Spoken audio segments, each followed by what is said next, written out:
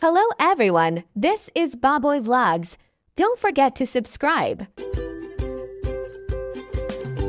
Kung mayroon po kayong mga speaker na hindi ginagamit dahil nasira yung amplifier board nun, tulad nito, yung speaker niyan sa loob, okay na okay pa.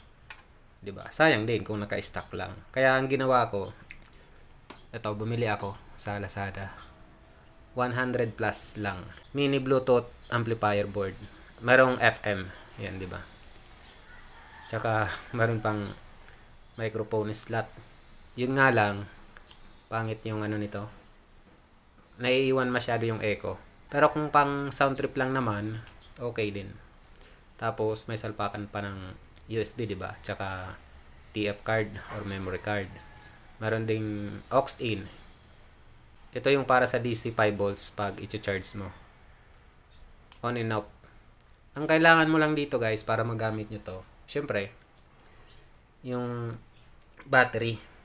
Ito pala yung inclusion yan. Yan. Itong dalawang wire na to, kasi dalawa din yung salpakan niya ng ano eh, sa speaker. Pwedeng dalawang speaker dito. 5 watts. So, kung dalawa yung speaker mo dyan na 5 watts, pababa, pwede. Diba? Kung isa lang, di isa lang ikabit mo. Ito yung para sa battery. Yan. Dito mo ikakabit yung battery, yung positive. 3.7 volts DC. Ito yung sa negative. Battery, negative, positive. 3.7. Tapos, kakabit mo lang to sa speaker, yun, pwede mo nang patugtugin, pwede ka nang mag sound trip, di ba? So ngayon, ano lang tayo, quick review. Tapos may kasama pala guys, remote. Kaya lang, walang battery. Yun. Useless din. So, magagamit mo naman to kahit walang remote. Kompleto naman yung ano niya eh. Para sa mode. FM, Bluetooth, aux in, di ba? Tapos, ito yung para sa volume. Tapos, next, diin mo lang. Para sa next niya. Tapos, ito yung sa play, previous, tsaka volume down. Yun lang. Okay din guys. Mura lang, 100 plus. Diba?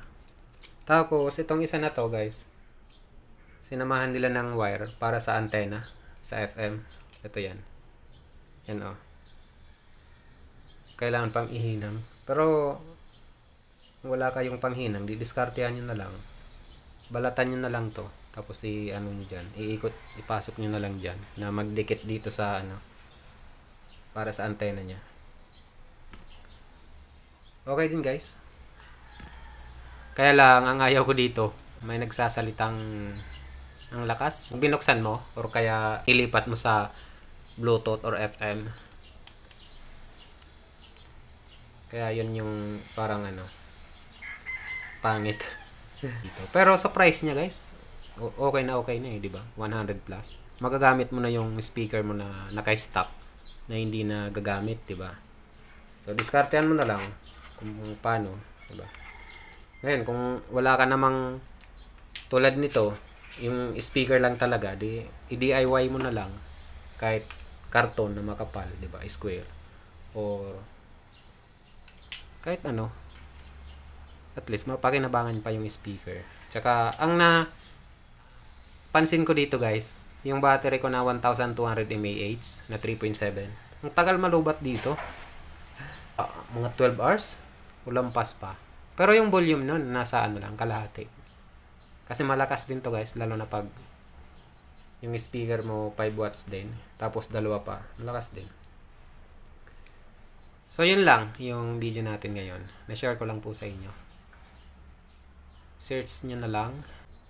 Mini amplifier board. Lalabas na yan. Diba? So, yun lang yung video natin guys. Sa mga hindi pa po nakasubscribe. And sana i-likes nyo po yung video natin. At mag-comment din po kayo.